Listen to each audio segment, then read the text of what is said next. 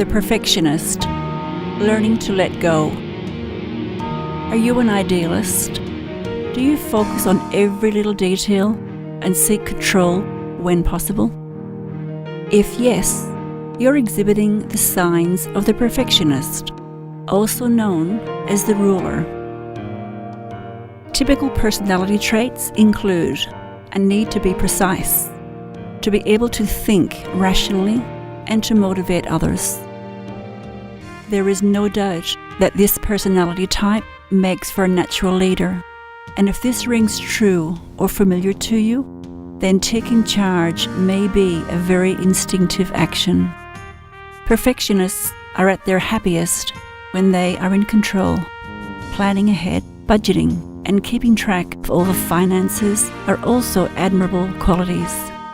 And when a tough decision needs to be made, others look to the perfectionist for guidance. In light, this personality has many positive characteristics, particularly when they have control over a situation. In shadow, they can lose interest very quickly. It's true, this personality type can be a little blinkered. Have you ever heard yourself saying something like, "It's my way," or "the highway"?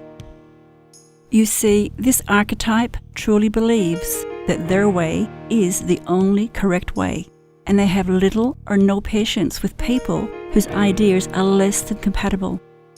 As you can imagine, this can cause friction, especially to those who are a little more sensitive and who feel undervalued or suppressed. Perfectionists are typically left-brain thinkers because they have highly analytical minds with rational thoughts. They need to be the ruler, organize, and care about principles and ethics of an organization or indeed any situation. These personality types care about justice and take on moral injustices, supporting those who need it. Most people can only imagine striving for perfection, but for this archetype, they must live and breathe it, setting themselves and others very high standards.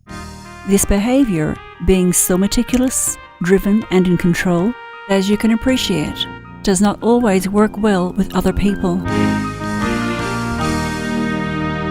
If we take Patrick as an example, you will see how power can bring its own set of problems.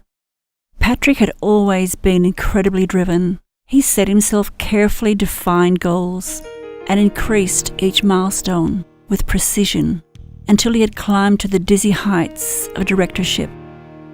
Being accustomed to making snap decisions, Patrick thought that slipping into this new and much coveted role would be fairly straightforward.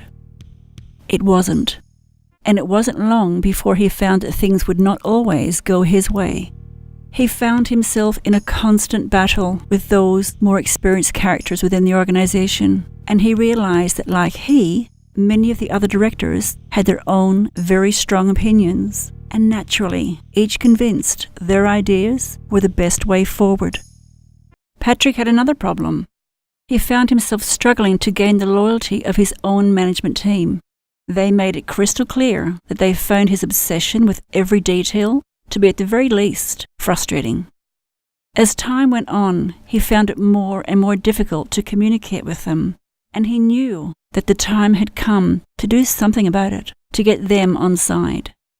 You see, Patrick knows firsthand that as a perfectionist, you put yourself through plenty of heartache, not to mention strife. You're never satisfied, always certain you can do better, and no one seems to see the flaws but you. He unfortunately found himself midway between the other directors, who were all vying to get their own ideas accepted, and after many frustrating meetings, going back to a team who were openly resentful of his management style. Patrick sought the advice of a coach he felt he could trust. The coach was able to help him soften his approach without too much compromise, and to develop his people skills. Because Patrick had a habit of only seeing his own point of view, the coach was able to help him see that he would be wiser to consider listening and explore all options. This would create a more harmonious and engaging team energy. Patrick realized that by micromanaging to the point of practically doing it himself did not serve him or the team. With hindsight and a lot of coaching, Patrick began to see why problems had developed. Letting go of perfectionism is not the message here. It's the leap that counts. When you're making perfect plans and controlling others, it tends to mean that you forget how to live a happy life because you're planning perfectly alone. In his own time, Patrick learned that extreme perfectionism is the enemy of creation, and behind it is fear. Knowing that allowed him to easily let go of the tight reins, and he began to see it differently. Confronting that fear allowed him the right to be not so perfect all the time, and to see it as an accomplished art, a touch of love that allowed him the right to be human. And now, with a loyal team behind him, he was able to devote more of his energy to fighting the necessary battles at directorship level, while at the same time making time to enjoy this wonderful gift we call life and sharing it with someone special.